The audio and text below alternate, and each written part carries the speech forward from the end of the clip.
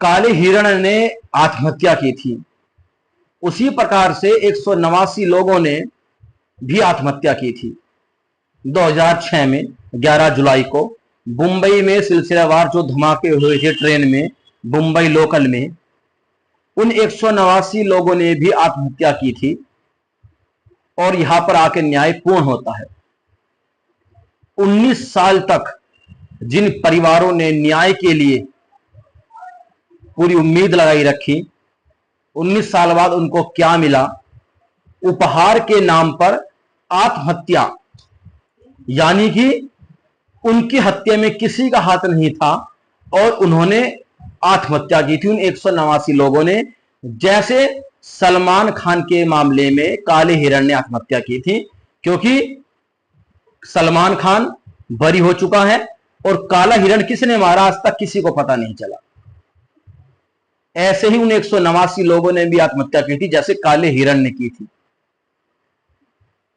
19 साल तक उन परिवारों ने न्याय के लिए अपनी उम्मीद नहीं छोड़ी कि हमको न्याय मिलेगा, और 19 साल बाद उनको झुंझुना मिला।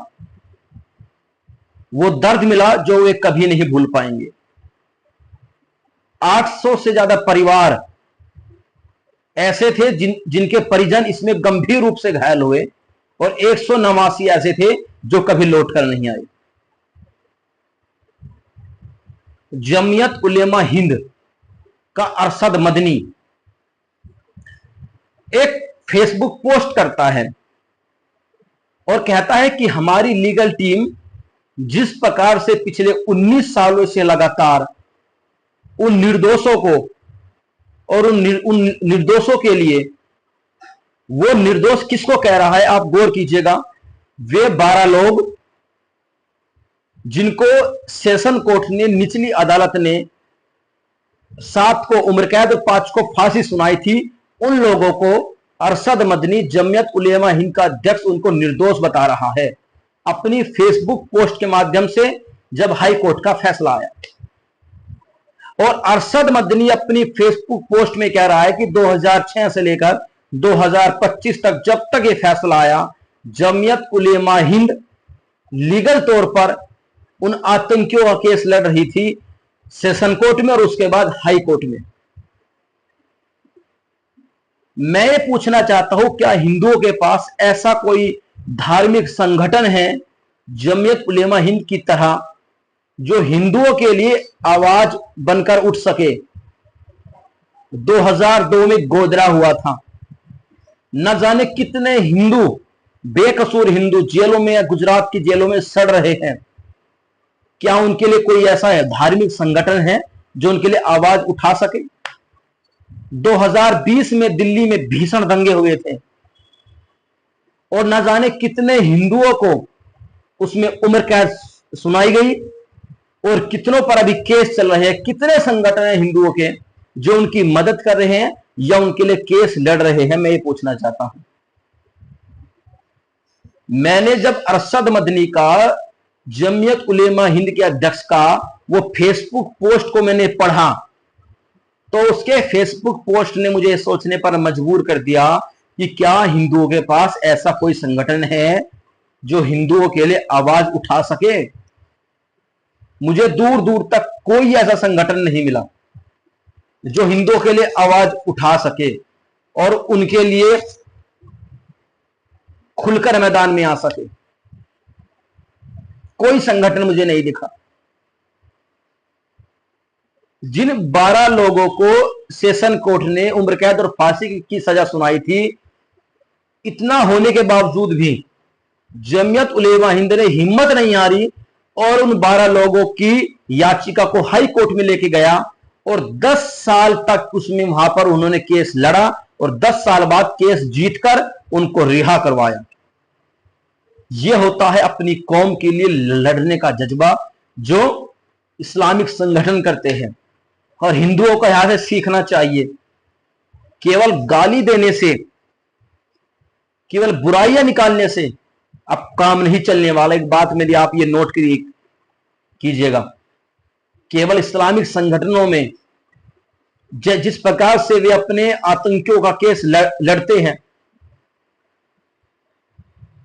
केवल कमियां निकालने से कुछ नहीं होगा। हिंदू संगठनों को इस्लामिक संगठनों की तरह बढ़कर सामने आना पड़ेगा और जो सनातनी हिंदू फंड करते हैं उनके फंड का सही इस्तेमाल करना पड़ेगा, तब जाके हिंदुओं का कुछ हो सकता है। 2020 में दिल्ली में दंगे हुए, कितने संगठन हैं जो खुलकर सामने आए कि हम इन परिवारों के साथ हैं। आज तक उन परिवारों का केस लड़ रहे हैं। क्या बजरंग दल है? क्या विश्व हिंदू परिषद है? क्या राष्ट्रीय स्वयंसेवक संघ है? भारत में सबसे बड़ा इस्लामिक संगठन कौन है?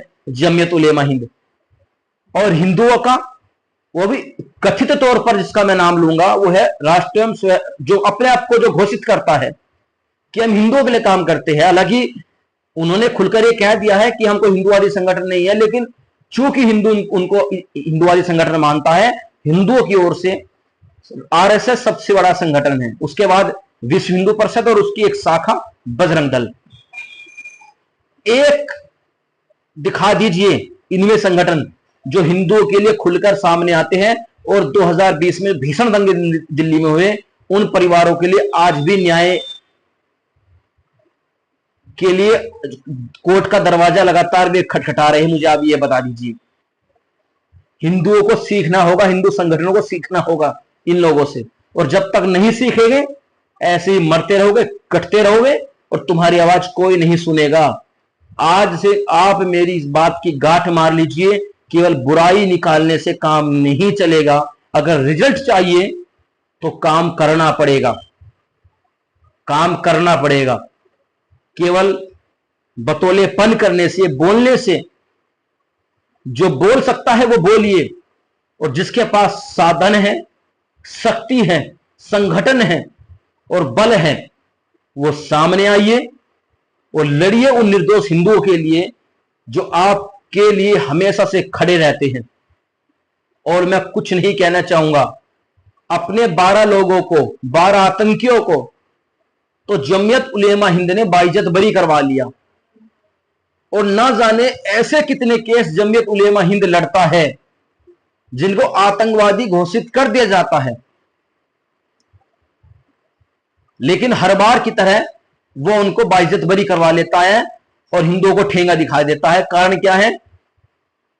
उनका अपने धर्म के प्रति, अपने लोगों के प्रति जो समर्पण है संगठनों का, वो हिंदुओं के पास नहीं है, और हिंदुओं के संगठनों में भी वो समर्पण नहीं है, वो समाप्त हो चुका है। आप मेरी बात को सही माने या ना माने, ये बात सच्चाई है और सच्चाई से भागा नहीं जा सकता। क्लियर कट ये बात है, और मैं कुछ नहीं कहूंगा। बुराई निकालने से कुछ नहीं होगा। जमीयत उलेमा हिंद ने वही किया जो इस्लामिक किताबों के अनुसार उन्हें अपने लोगों का साथ किस प्रकार से देना चाहिए, उन्होंने वही किया है। उन्होंने कुछ गलत नहीं किया, और ये लोग कभी भी, चाहे ये दोषी करार भी क्यों ना हो जाते, फिर भी इस्लामिक लोग और इस्लामिक संगठन इनको कभी भी दोषी नहीं मानते, कभी भी इनको दोषी नहीं मानते। ये है इस्लामिक संगठन और हिंदू संगठनों के बीच का अंतर, और कुछ नहीं है। और मैं कुछ नहीं कहना चाहूंगा, बस आपसे यही कहूंगा कि आप इस वीडियो को अगर हो सके तो हिंदूवादी संगठनों तक या उनके राष्ट्रीय अध्यक्षों तक आप इस वीडियो को जरूर पहुंचा दीजिएगा। अगर उनको मेरी बात समझ में आए तो बहुत अच्छा होगा। हर हर महादेव, हर हर महादेव, हर हर महादेव।